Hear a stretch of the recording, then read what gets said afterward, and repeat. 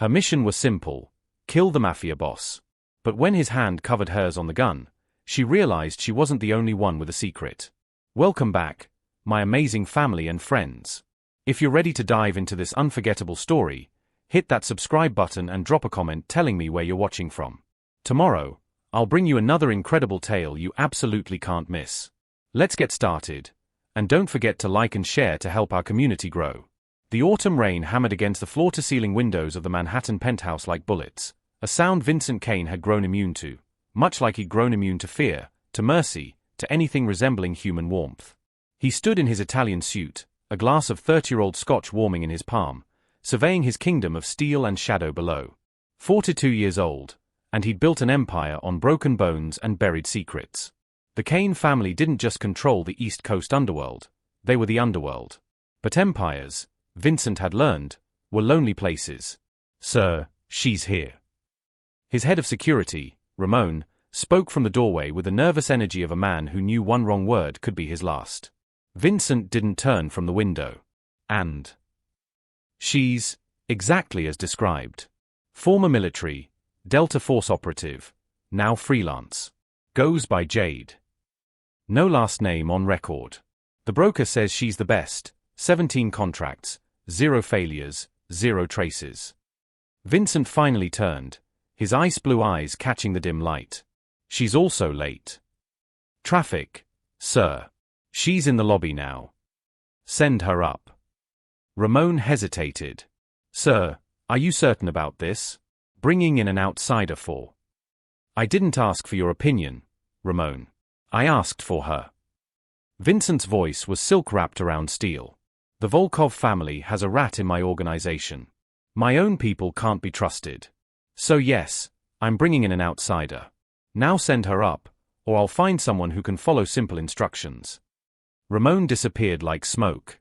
Vincent returned to his window, but his reflection betrayed him, the slight tension in his jaw, the way his fingers gripped the glass too tightly. Truth was, he didn't trust anyone, insider or out. Trust was a luxury that had nearly gotten him killed twice already. But the Volkovs were making moves, bold ones, and someone in his inner circle was feeding them information. He needed a weapon no one would see coming. He needed Jade. The elevator chimed, a soft, civilized sound that felt obscene in a world built on violence.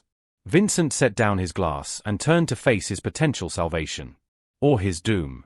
She stepped into his penthouse like she owned it. No hesitation, no or at the marble floors or the Rothko painting worth more than most people's lives. Just smooth, calculated confidence in every stride. She was tall, maybe 5'10", with dark skin that seemed to absorb the dim lighting, making her both present and invisible. Her hair was pulled back in a tight, practical bun. She wore black jeans, a leather jacket, and boots that had seen real action. No makeup. No jewelry. Nothing unnecessary. And she was absolutely breathtaking. Vincent felt something stir in his chest, an unwelcome flutter he immediately crushed. This was business. She was a tool. Nothing more. Mr. Kane. Her voice was smoke and honey, controlled but with an edge that suggested banked fire beneath. "I don't usually take meetings in the client's home. Too many variables I can't control." "Then consider yourself challenged." Vincent gestured to the sitting area, leather chairs arranged around a glass coffee table. "I prefer to do business where I'm comfortable. If that's a problem, there's the elevator." She studied him for a long moment, and Vincent had the unsettling sensation of being X-rayed, catalogued, assessed as threat or asset. Then something flickered across her face, not quite a smile, but close. Fair enough. She moved to a chair but remained standing behind it, one hand resting casually on the leather. Ready to move, to fight, to disappear. "You have a rat problem. The broker said you need extermination services." "I need more than extermination. I need infiltration. Intelligence. The Volkovs have someone in my organization, and I need to know who before they use that information to put me in the ground." Vincent moved closer, deliberately invading her space, testing her. She didn't flinch. "Can you do that, Jade? Or are you just good at pulling triggers from a distance?" Her eyes, deep brown, almost black, met his without wavering. "I can do whatever you pay me to do, Mr. Kane. But let's be clear about something. I'm not one of your soldiers. I don't take orders. I take contracts. You tell me the objective, I choose the method. You don't get to micromanage, and you definitely don't get to question my process. Bold words for someone standing in the home of the most dangerous man in New York. Now she did smile, and it was sharp as a blade. Funny. I was thinking the same thing. The air between them crackled with something Vincent couldn't name. Challenge, attraction, the electric charge of two predators recognizing each other. He should have been angry at her insolence. Instead, he was intrigued. Dangerously intrigued. 300,000, he said. Half now, half when you identify the rat. 500. And I want full access to your operation. Meetings, files, people. I can't find a traitor if you tie my hands. That's a lot of trust for someone I just met. That's the price of hiring the best, Mr. Kane. She finally moved around the chair, sitting with the casual grace of a panther. Besides, if you can't trust me, who can you trust? Vincent smiled, a rare, genuine expression that felt foreign on his face. Nobody. Which is precisely why you're perfect for this job. He extended his hand. She took it, her grip firm and warm, and Vincent felt that flutter again, stronger this time, impossible to ignore. Welcome to the family, Jade. Let's hope I survive it, she replied. Neither of them knew how prophetic those words would become. 3 weeks into the contract, and Jade Monroe had already mapped every exit in Vincent Kane's world, physical and metaphorical. She'd embedded herself as his new security consultant, a cover story that gave her access to everything: his schedule, his meetings, his inner circle of lieutenants who eyed her with suspicion poorly masked as respect. She'd also mapped something far more dangerous: the way Vincent's jaw tightened when he was thinking 3 moves ahead. The way he took his coffee black at dawn but with cream after midnight. The scar that disappeared beneath his collar. A story he'd never tell. Details an assassin should ignore. Details a woman couldn't help but notice. Focus, Jade. Here's the target. That's all he's ever been. But tonight, focus was proving difficult. The charity gala at the plaza was a snake pit dressed in Armani, every crime family on the East Coast gathering under the pretense of supporting children's hospitals. Jade stood at the bar in a midnight blue dress that hugged every dangerous curve, a glass of champagne she hadn't touched warming in her hand. She'd sewn a knife into the dress's thigh slit and hidden a ceramic blade in her updo. Always prepared. Always ready. You look like you're plotting murder. Vincent's voice came from behind her, low and intimate. She didn't turn. Maybe I am. This champagne is tragic. He moved beside her, close enough that she caught his scent, sandalwood and something darker, more primal. He looked devastating in a black tuxedo, his silver-streaked hair swept back, ice-blue eyes scanning the room with the casual vigilance of an apex predator. Any progress on our rat?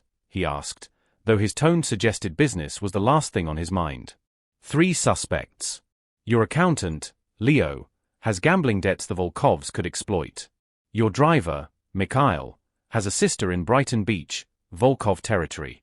And your second-in-command, Tony, has been taking calls he thinks are private. Vincent's expression darkened. Tony's been with me for 15 years. Which makes him either the least likely traitor or the most dangerous one. Jade finally met his eyes.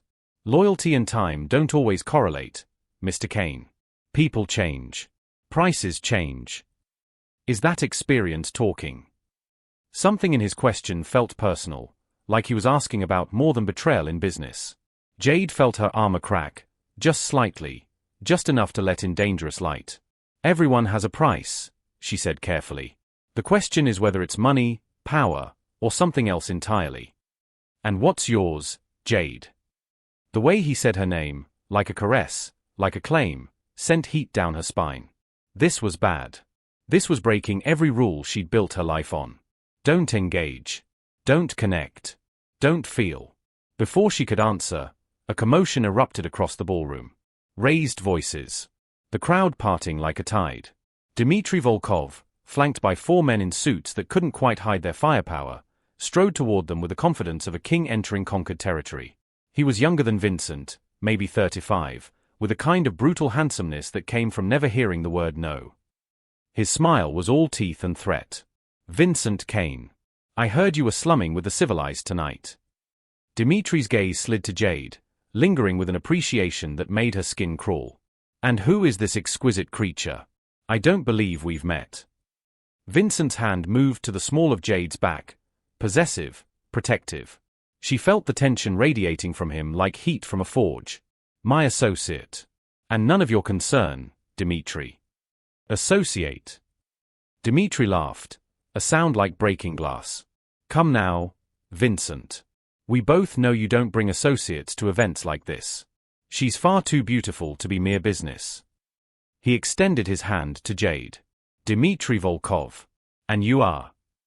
Jade recognized the game, the power play, the attempt to create a wedge between her and Vincent. She could feel Vincent's hand tense against her back, ready to escalate. This could turn bloody fast. So she made a choice. Jade Monroe. She took Dimitri's hand, letting her smile turn predatory. And you're right, I'm not just business. I'm insurance. Dimitri's eyes gleamed with interest. Insurance against what? Against men who don't know when they're outmatched. The temperature in the room dropped 10 degrees. Dimitri's men shifted, hands moving toward weapons. Vincent's security closed in from the perimeter. Jade calculated angles, trajectories, how many she could take down before the first shot fired. Then Dimitri laughed, genuinely this time, releasing her hand. I like her, Vincent. She has teeth. He stepped back, his smile never reaching his eyes. Enjoy the evening. But remember, every king eventually falls. It's just a matter of time, and who holds the knife. He disappeared back into the crowd, leaving a wake of whispers and tension. Vincent's hand was still on Jade's back. She could feel his pulse through his palm, elevated, angry. But when she looked at him, she saw something else entirely in his eyes. Fear. Not of Dimitri. Of what he was feeling. We need to talk, he said quietly. Somewhere private. Jade knew this was the moment. The pivot. The edge of the cliff before the fall. Your office. 20 minutes. He nodded and walked away, disappearing into the crowd of predators and prey. Jade stood alone at the bar, her champagne finally abandoned, her mind racing. 20 minutes to decide if I complete my mission or commit the greatest betrayal of my career. She reached for her clutch, fingers brushing the phone inside. One call. That's all it would take. Her real employer, the one who'd paid $5 million for Vincent Kane's head, was waiting for confirmation. The rat hunt was a cover. She was supposed to get close, learn his vulnerabilities, and eliminate him. Simple. Clean. Professional. Except nothing about Vincent Kane was simple anymore. Jade closed her eyes, steadying her breath. When she opened them, her reflection in the bar's mirror looked back, a woman standing at the crossroads between everything she'd ever been and everything she could never be. The assassin, or the woman falling for her target. 20 minutes to choose. She walked toward Vincent's private office, each step feeling like destiny wrapping its hands around her throat. Vincent's office was all dark wood and leather, the kind of room designed to intimidate. Floor-to-ceiling bookshelves lined one wall, first editions, classics, books that suggested a man who'd built himself from nothing into something extraordinary. His desk dominated the space, but he wasn't behind it. He stood at the window again, hands in his pockets, silhouette sharp against the Manhattan skyline. Jade closed the door. Locked it. The click echoed like a gunshot. You wanted privacy, she said. Vincent didn't turn. What you did out there, with Dimitri, that was reckless. That was necessary. He was testing you through me. I shut it down. By drawing his attention. Now he turned, and Jade saw the storm in his eyes. Do you have any idea what that man is capable of? What he'd do if he decided you were leverage against me? I can handle Dmitry Volkov. That's not the point. Vincent's voice cracked like a whip. He crossed the room in 3 strides, stopping just short of touching her. The point is you shouldn't have to. The point is I brought you into this world, and now you're in his crosshairs because of me. Jade's breath caught. This wasn't about tactics or strategy. This was about something far more dangerous. Why do you care? She asked softly. Vincent's jaw worked. She watched him war with himself, walls going up and crashing down in real time. Finally, he spoke, his voice rough. Because I can't stop thinking about you. Because every time you walk into a room, I forget how to breathe. Because I'm 42 years old, and I've never felt this terrified of losing something I don't even have. He laughed bitterly. Because I'm falling for you, Jade, and it's going to get us both killed. The words hung in the air like confession and condemnation. Jade felt her carefully constructed walls implode. 3 years of missions, of keeping distance, of being a ghost, destroyed in one moment by a man who was supposed to be nothing more than a contract. Vincent. Don't. He stepped back, running a hand through his hair. Don't say anything.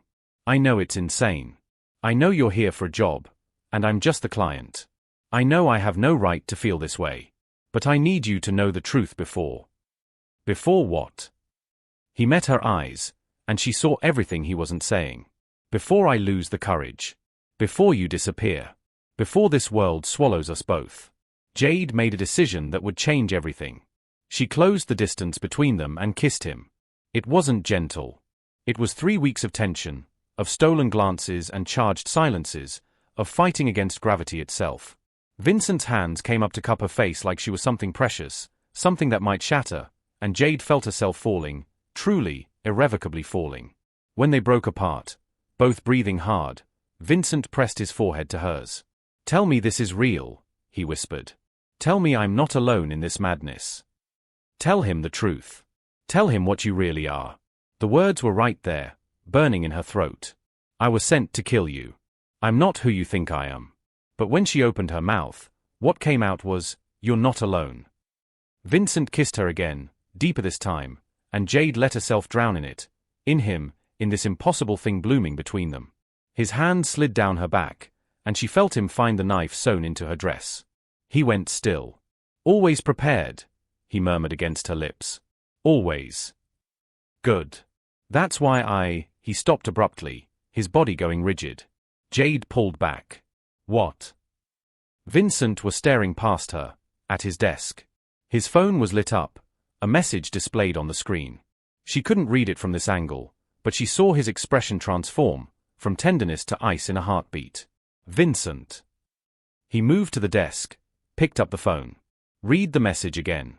When he looked at her, she saw the Mafia boss, the king, the killer, the man who'd built an empire on broken bodies. Who are you? His voice was dead calm. Lethal. What are you talking about? My tech guy just finished running a deep background check. The one I should have run before I let you into my life. He held up the phone. Jade Monroe doesn't exist. No birth certificate, no military record, no digital footprint before 3 years ago. You're a ghost. Jade's mind raced. She could lie. She could fight. She could run. Or she could do the one thing she'd never done before, tell the truth. You're right, she said quietly. Jade Monroe is a cover. My real name is Jade Bennett. Former Delta Force, dishonorably discharged for refusing an order that would have killed civilians. I went private because the military didn't want soldiers with consciences. It wasn't the whole truth. She left out the part about being sent to kill him, but it was enough truth to be believable. Vincent studied her, searching for the lie. Why hide it? Because in my line of work, the less people know about who I really am, the longer I stay alive. She moved closer, slowly, hands visible. Vincent, everything I've told you about finding your rat is real. Everything I've felt, her voice cracked. That's real too. How do I know you're not the rat? How do I know you're not working for Dimitri? Because if I were, you'd already be dead. The brutal honesty of it landed like a slap. Vincent's finger hovered over his phone. One call, and his men would swarm this office. One word, and she'd be the next body in the Hudson. Instead, he set the phone down. I want to believe you, he said. God help me, I do. But I've survived this long by trusting no one. Then don't trust me, Jade said. Test me. Give me 24 hours to prove I'm on your side. Let me find your rat and deliver them to you. If I fail, if I run, if I betray you, then you'll know the truth. Vincent was silent for a long moment, the weight of kingdoms resting on his decision. 24 hours, he finally said. But Jade, if you're lying to me, if this is a game. I know. You'll kill me yourself. She saw the pain in his eyes, the war between his heart and his survival instincts. No, he whispered. That's the problem. I don't think I could. And that terrifies me more than any bullet. Jade left his office with a target on her back and an impossible choice ahead. 24 hours to choose between completing my mission or saving the man I was sent to destroy. Jade had 12 hours left when everything went to hell. She'd spent the night doing what she did best, hunting. Tony, the second in command, had been sloppy. Encrypted calls to a burner phone, cash deposits that didn't match his legitimate income, meetings in Brighton Beach he thought were invisible. By dawn, Jade had enough evidence to bury him twice over. But evidence wasn't what made her blood run cold. It was the photograph she found in Tony's safe house, a surveillance photo of her, taken 3 months ago in Prague. Before she'd ever heard Vincent Kane's name. Before this contract. Written on the back in Russian, insurance policy. Keep close. The Volkovs hadn't just planted a rat in Vincent's organization. They'd planted her. Jade's hands shook as the pieces fell into place with sickening clarity. Her employer, the anonymous client who'd paid $5 million for Vincent's assassination, hadn't been anonymous at all. The Volkovs had hired her through a cutout, knowing Vincent would eventually need outside help. They'd been playing three-dimensional chess while everyone else played checkers. Get her close to Vincent. Let her find Tony, their disposable pawn. Let Vincent trust her. Then, when his guard was completely down, strike. Her phone buzzed. A text from her handler, the faceless voice who'd given her this contract. Time's up. Complete the mission tonight, or the next bullet has your name on it. The gala at Kane's estate. Make it public. Make it hurt. Confirm receipt. Jade stared at the message, her reflection ghostly in the black screen. She'd killed 17 people in 3 years. Politicians, cartel leaders, corrupt businessmen, all targets she could rationalize as necessary evils removed from the world. But Vincent, who read Dostoevsky at midnight when he couldn't sleep, who donated anonymously to the same children's hospital the gala pretended to support, who'd built an empire on violence but dreamed of dismantling it, piece by piece, before it consumed him entirely. He'd told her that last night, in the dark, when walls came down and truth spilled out like confession. I'm tired, Jade. Tired of being the monster everyone needs me to be. She'd held him then, this king of criminals, and felt his heartbeat against her palm, steady, strong, human. What have I done? Her phone buzzed again. Then again. The messages came rapid fire now. Confirm receipt. Confirm. We know where you are. Confirm, or we come for you both. Jade made her decision. She typed one word, confirmed. Then she destroyed the phone, grinding it beneath her heel until it was nothing but circuits and broken glass. Vincent's estate in the Hamptons was a fortress disguised as elegance. Sprawling gardens, marble fountains, and enough security to invade a small country. Tonight, it glittered with lights and laughter as New York's elite gathered for his annual autumn gala. They came to see and be seen, to make deals in shadows while champagne flowed like water. They had no idea they were walking into a war zone. Jade arrived in red, a deliberate choice, the color of blood and warning. She'd armed herself with every weapon she could hide, knives, a ceramic pistol, the truth burning in her throat like acid. Vincent found her on the terrace, away from the crowd. He looked haggard, like he hadn't slept. Probably hadn't. Trust was a luxury he couldn't afford, and she'd asked him for the impossible. Did you find him? He asked without preamble. Tony. He's been feeding the Volkovs information for 8 months.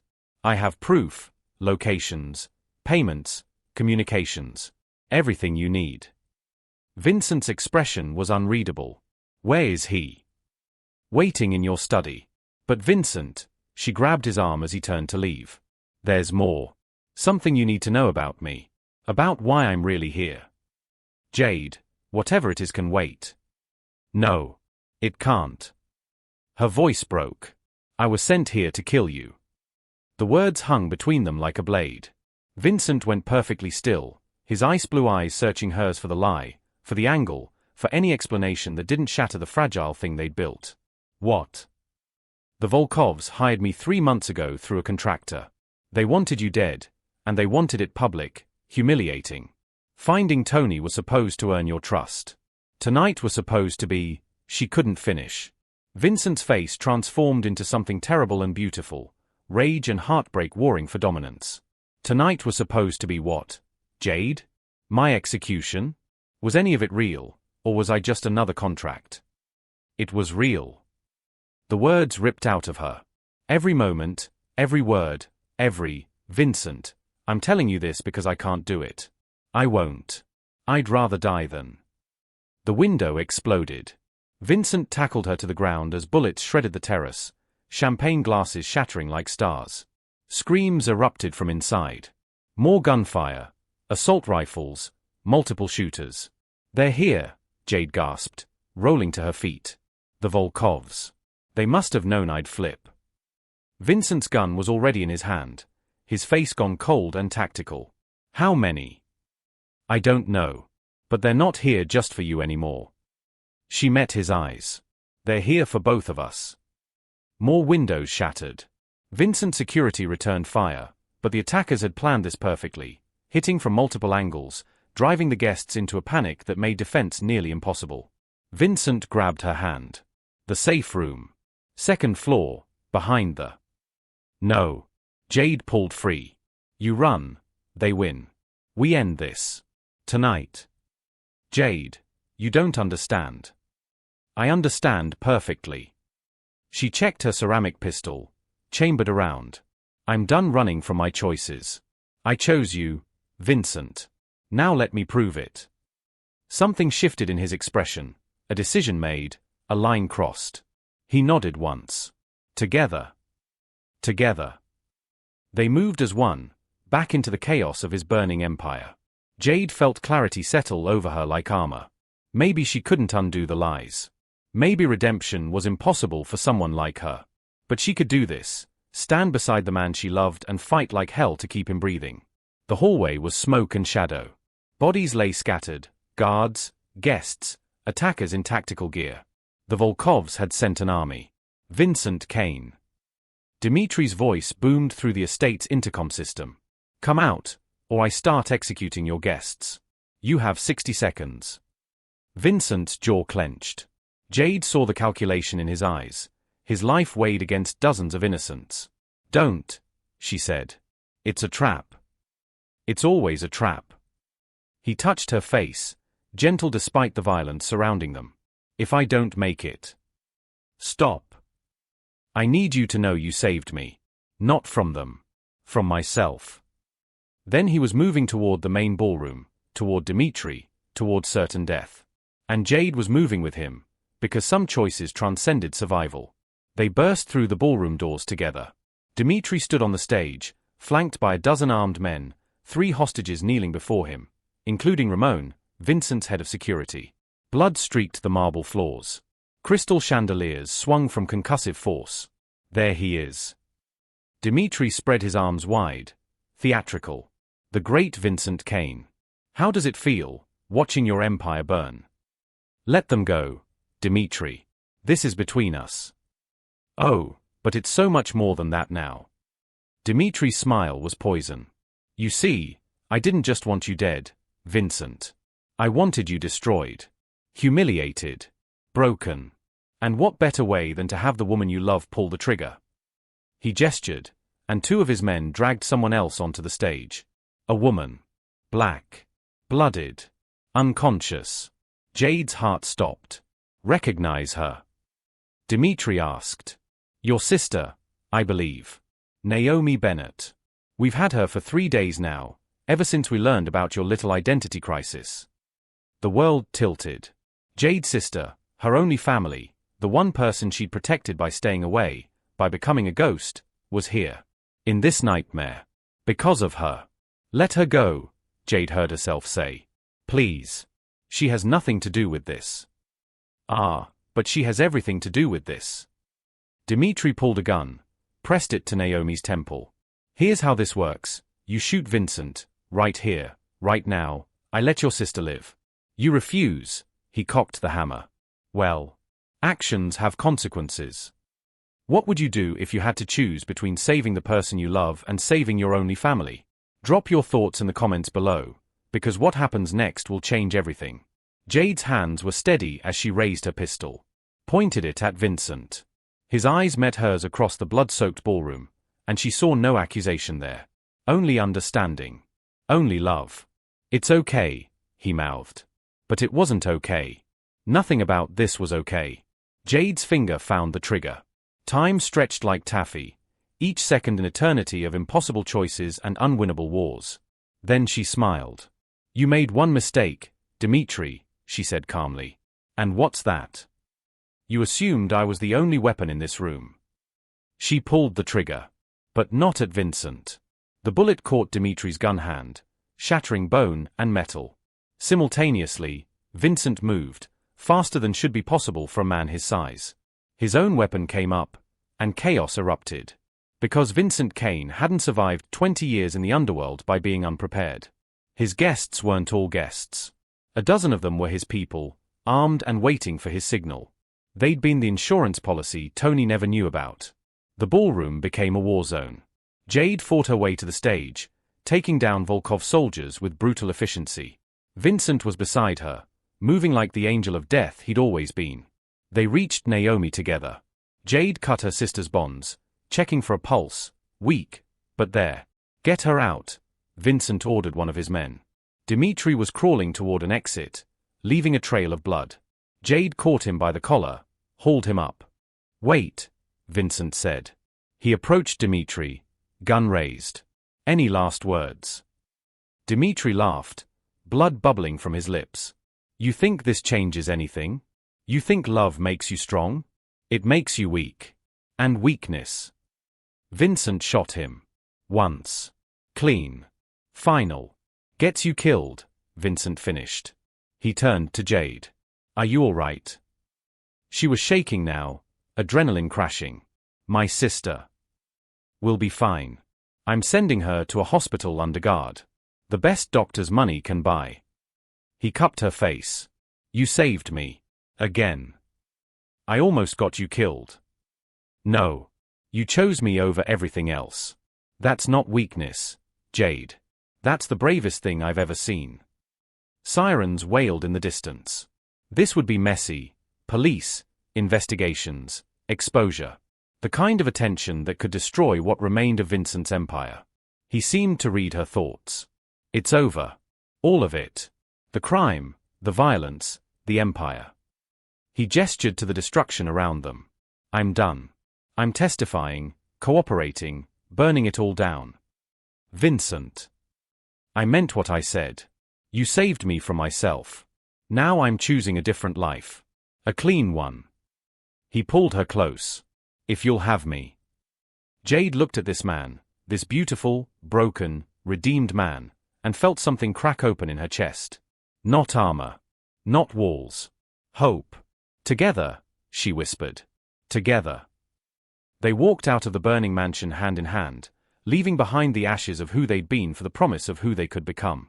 6 months later at Witness Protection Safe House, Oregon. The cabin smelled like pine and redemption. Jade stood on the porch, coffee warming her hands, watching the sunrise paint the mountains gold. The air here was clean, so different from Manhattan's exhaust and violence, from the weight of who she used to be. Behind her, through the open door, she heard Vincent moving in the kitchen, humming something off-key while breakfast sizzled on the stove. Humming. Vincent Kane, former king of the New York underworld, was humming while making pancakes. She smiled despite herself. The last 6 months had been a controlled demolition of everything they'd built their lives on. Vincent had kept his word. He testified against every remaining family head, delivered evidence that had taken down 3 generations of organized crime.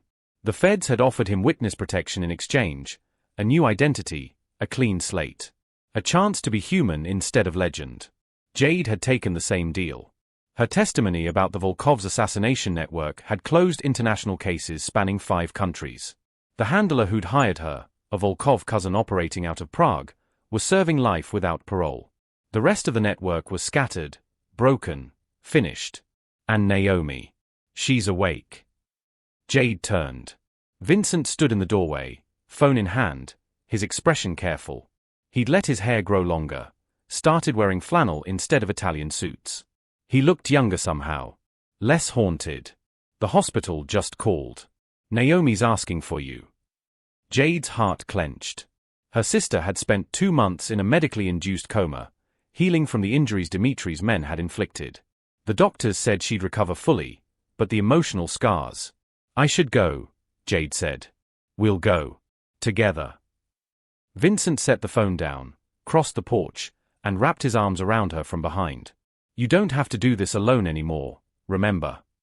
She leaned into him, letting his warmth chase away the morning chill. I'm still getting used to that. Me too. They drove the 3 hours to Portland in comfortable silence, Vincent's hand resting on her thigh, the radio playing soft country music that made Jade laugh because Vincent Kane, Vince Morrison now, according to his new identity, was learning to like country music. Don't mock, he said, grinning. Johnny Cash is poetry. Johnny Cash is fine. But this. She gestured to the radio, where some singer crooned about pickup trucks and dirt roads. This is cultural assault. You're just mad because I'm adapting better than you to civilian life. He wasn't wrong. Vincent had taken to their new existence with surprising ease, cooking, hiking, reading on the porch for hours. He was writing a book, a memoir that would never be published but helped him process 20 years of violence. He attended therapy twice a week via encrypted video calls. He was doing the work. Jade was trying. The nightmares came less frequently now. The instinct to check exits and count weapons had dulled to background noise. But silence still felt dangerous sometimes. Peace still felt like the breath before an ambush. Vincent squeezed her hand. She's going to be okay. So are you. How do you know? Because you're the strongest person I've ever met. And because you're not alone anymore. The hospital room was filled with flowers, arrangements Vincent had sent weekly, even when Naomi couldn't see them. Jade hesitated at the door, suddenly terrified. What did you say to the sister you'd abandoned to become a ghost? How did you apologize for the nightmare you'd pulled her into? Jade. Naomi's voice was weak but clear. She looked small in the hospital bed, her dark skin pallid from months of trauma, her hair natural and short. But her eyes, sharp, intelligent, alive, were pure Naomi. Hey, sis. Jade moved to the bedside, tears already falling. I'm so sorry. I'm so. Stop. Naomi reached for her hand. Just stop. You didn't do this to me. Those monsters did. But I brought them into your life. You also saved my life. Naomi's grip tightened. The doctors told me what happened. How you and Vincent fought through an army to get to me. How you chose to save me instead of. She trailed off, but Jade heard the unspoken words. Instead of running. Instead of protecting yourself. There was never a choice, Jade whispered. You're my sister. My family. So is he. Naomi glanced past Jade to where Vincent waited by the door, giving them space. The scary crime boss who sends me flowers and called every day to check on me? Who's paying for all this? She gestured around the private room, and set up a trust fund for my recovery. Jade turned to Vincent, who looked uncharacteristically embarrassed. You set up a trust fund. It seemed appropriate, he muttered. Naomi laughed, a raw, rusty sound, but genuine. Jade, I spent 3 years thinking you were dead or worse. You disappeared after you left the military, and I thought I'd lost you forever. But you came back. You saved me. And you found someone who looks at you like you hung the moon. She squeezed Jade's hand again. So no. You don't get to apologize. You get to be happy. Deal? Jade couldn't speak past the lump in her throat, so she just nodded and pulled her sister into a careful hug, mindful of healing ribs and fresh scars. Deal, she finally managed. They stayed until visiting hours ended, Vincent charming the nurses while Jade and Naomi talked, really talked, for the first time in years. About their childhood, their parents who'd died too young, the different paths they'd chosen. Naomi was a teacher, 2nd grade, with a fiancé named Marcus who'd been visiting daily, who loved her fiercely and was terrified of Vincent until Vincent had apparently cornered him in the cafeteria and given his blessing. He interrogated my fiancé. Naomi asked. Delighted. Former Mafia boss, Jade said apologetically. Some habits die hard. I like him. He's intense, but he loves you. Really loves you.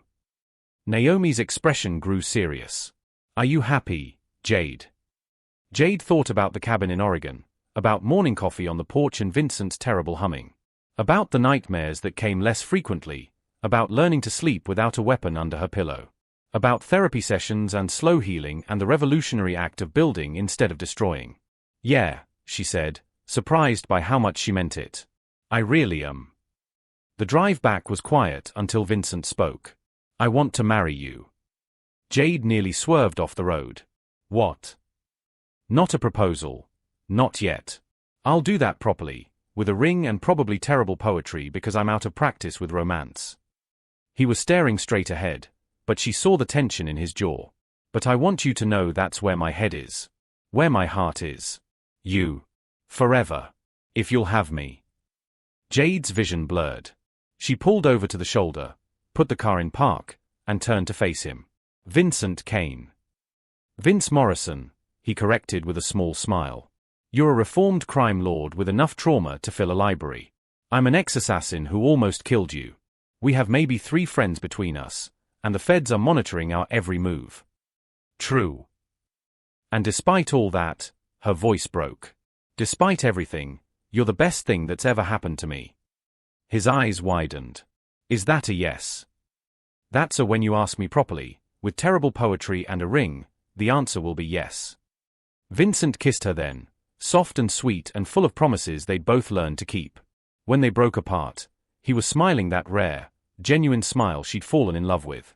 I love you, Jade Bennett Monroe, whoever you are now. I love you too, Vince Morrison Kane, king of terrible pancakes. They drove home through the sunset, the mountains rising around them like cathedral walls, the future stretching out uncertain and terrifying and beautiful. 3 months later. The wedding was small. Naomi as maid of honor, Ramon, who'd survived the ballroom massacre and taken his own deal with the feds, as best man, a handful of people who knew their real names and loved them anyway. Jade wore simple white. Vincent wore a suit that cost a fraction of what he used to spend, but fit him better than anything from his old life. The officiant was a former federal agent who'd helped them disappear. When it came time for vows, Vincent pulled out a crumpled paper covered in crossed-out words and terrible poetry, just as promised. Jade, he began, voice rough with emotion.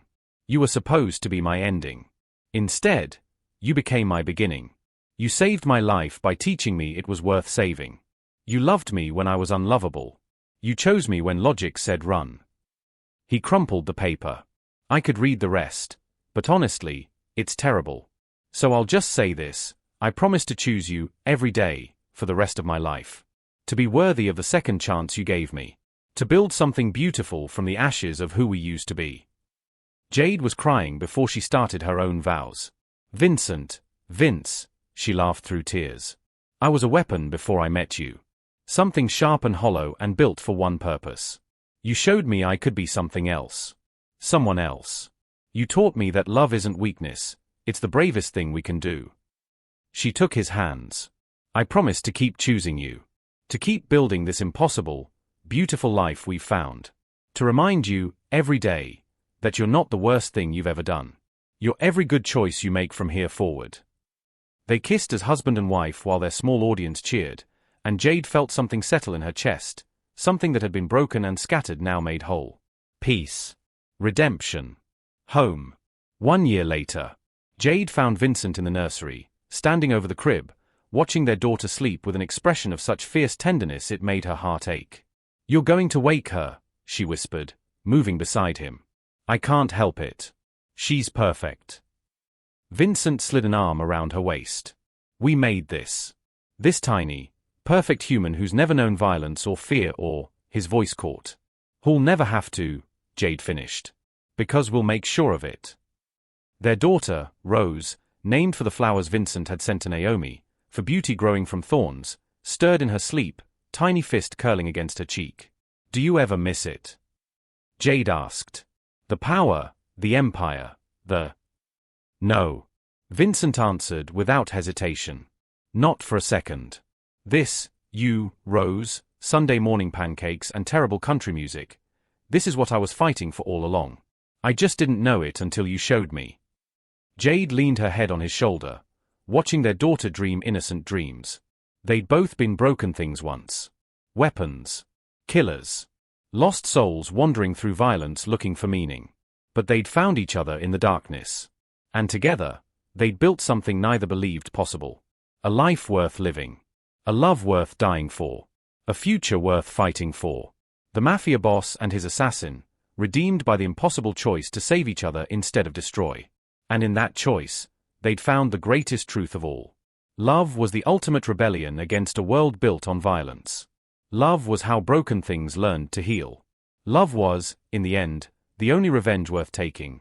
Choosing life, choosing hope, choosing more in a world that demanded they settle for less. Vincent and Jade chose love over violence, redemption over revenge, building over destroying. What's one choice you've made that changed your life's direction? Share your story in the comments below. Sometimes our most powerful moments come from choosing differently than the world expects. 5 years later. The letter arrived on a Tuesday. Jade recognized the handwriting immediately. Her own, from another lifetime. She'd written it the night before the gala, when she'd still planned to complete her mission, before everything changed. To whoever finds this, my name is Jade Bennett. I am an assassin. If you're reading this, I'm probably dead, killed by the guilt of what I've become. But I want you to know, I tried to choose differently. I tried to be more than the weapon they made me. I loved someone I shouldn't have, and maybe that love destroyed me, but at least I felt something real before the end. She'd never sent it, obviously.